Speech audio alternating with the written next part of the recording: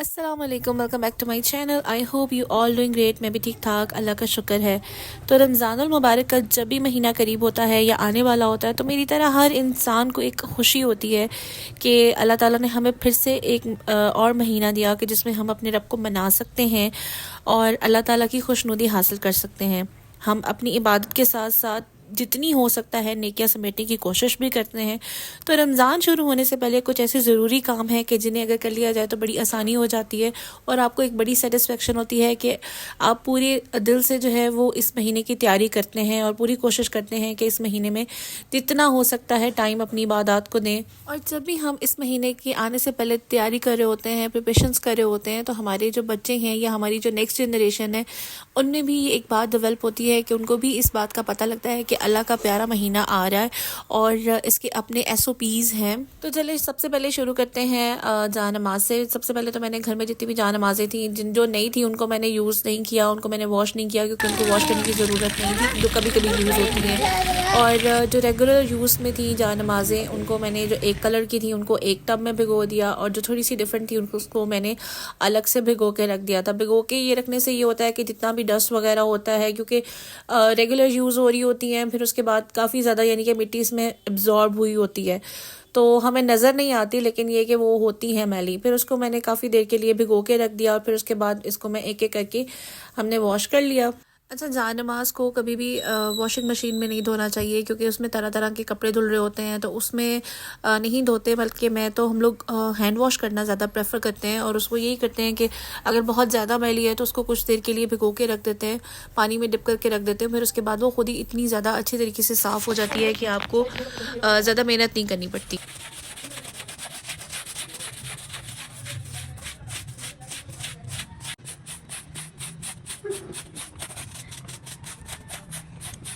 तो Ramzan is just around the corner और ये सारी चीज़ें जो है, सारे काम एक दिन में नहीं होते, आहिस्ता आहिस्ता थोड़ा थोड़ा जिस हिसाब से हर एक को जिस तरह से आसानी लगती है वो उस तरह से औरतें करती हैं। क्योंकि औरतों के में ज़्यादातर तो टाइम होता है ना रमज़ान में, वो किचन में जा रहा होता है क्योंकि आपने सहरी भी बनानी है, फिर अफ्तारी भी बनानी है, फिर उसके बाद आपने ख़ुद भी रोज़ा रखना है और अपनी इबादत भी करनी है।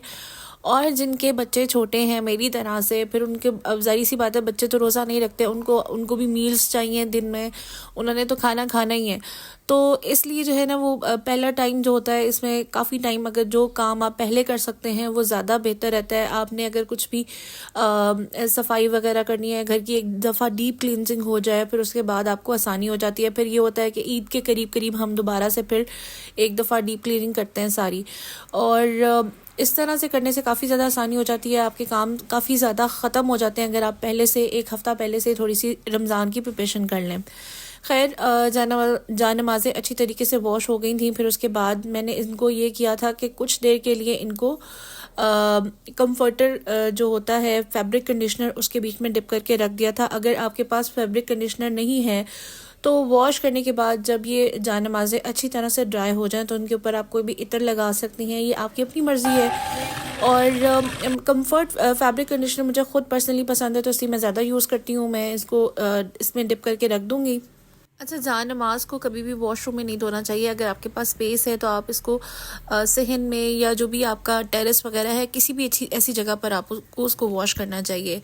खैर, मैंने उनको सूखने के लिए डाल दिया था और अब हमें आ गई हूँ किचन में। और किचन में मुझे जो है वो अपने जो स्पाइसेस वाले जार्स थे वो मुझे काफ़ी ज़्यादा ऑयली लग रहे थे, क्योंकि ज़ाहिर सी बात है ये जब हम यूज़ कर रहे होते हैं हमारे हाथ भी लग रहे होते हैं। फिर उसके बाद और ये मेरे पास दूसरे वाले जार्स हैं, ये मैं वैसे बहुत कम यूज़ करती हूँ मैं ज़्यादा, क्योंकि जब से मैंने ये ग्लास वाले जार्स बनाए थे मैं इन्हीं को यूज़ करती हूँ।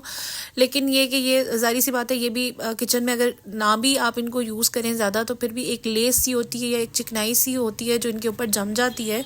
तो इसीलिए मैंने सोचा कि रमज़ान आने से पहले एक दफ़ा किचन की डीप क्लीनिंग हो जाए। तो सबसे पहले जो है वो मैंने स्पाइसेस के जार ले लिए थे, फिर उसके बाद इनको छोटे बर्तनों में इनके जितने भी मसाले थे वो निकाल लिए थे। अच्छा, ये जो प्लास्टिक वाला ये जो जार्स हैं मैं सबसे पहले इनको वॉश करती हूँ क्योंकि इनको धोना आसान भी है। दूसरे जो ये वाले ग्लास वाले, एक तो इनके ऊपर स्टिकर्स लगे हुए हैं इसलिए मैं इनको वॉश नहीं करती, मैं इनको किसी भी साफ़ कपड़े से इनको साफ़ करती हूँ और उनकी जो लिड्स होती हैं उनको वॉश कर लेती हूँ।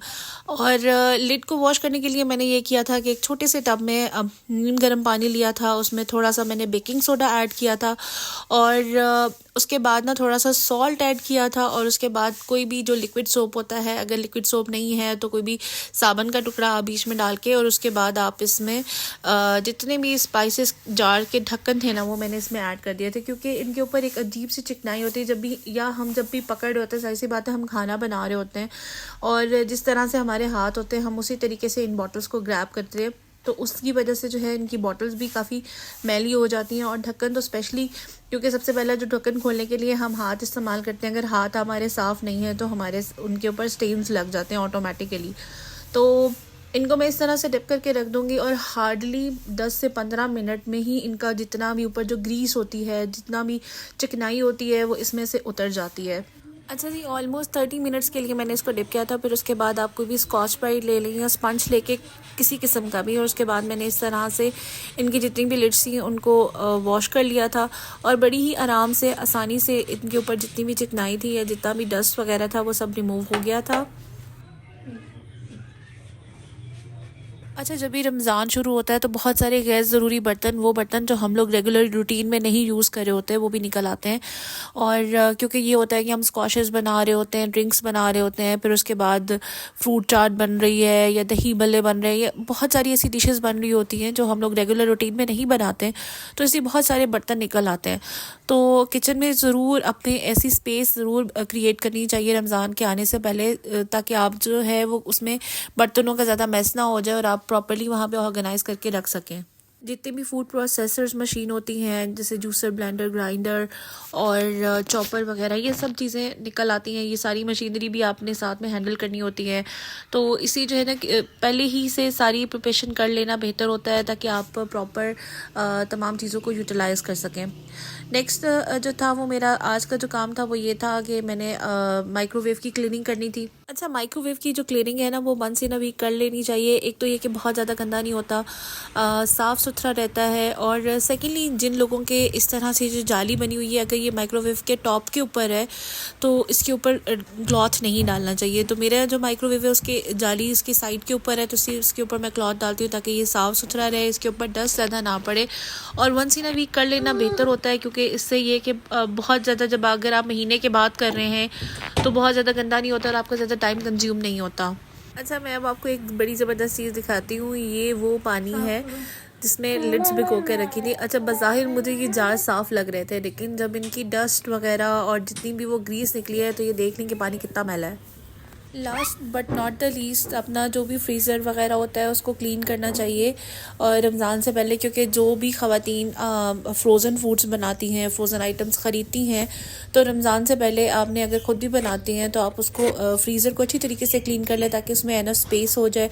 जितनी भी फालतू चीज़ें हैं उनको निकाल देना टाइम पर बर वक्त ज़रूरी होता है, ताकि आपको पूरा महीना ये टेंशन इस बात की ना हो कि आपके पास आपको एक नया काम करना पड़े या आपके जो है वो इबादत में खलल आए। तो ये थी मेरी आज की वीडियो। मैंने अपनी तरफ से कोशिश की कि आपको रमज़ानुल मुबारक ऐसी वीडियो बनाऊं जिसमें आपको थोड़ी हेल्प मिल सके, गाइड मिल सके। तो उम्मीद करती हूँ कि आज की टिप्स और वीडियो आपको पसंद आई होगी। अगर आपको वीडियो पसंद आए तो आपने मेरे चैनल को करना है सब्सक्राइब, क्योंकि ये बिल्कुल फ्री ऑफ कॉस्ट है, और अपना बहुत सारा ख्याल रखना है, दुआओं में याद रखिएगा। Thank you so much for watching. अल्लाह हाफ़िज़।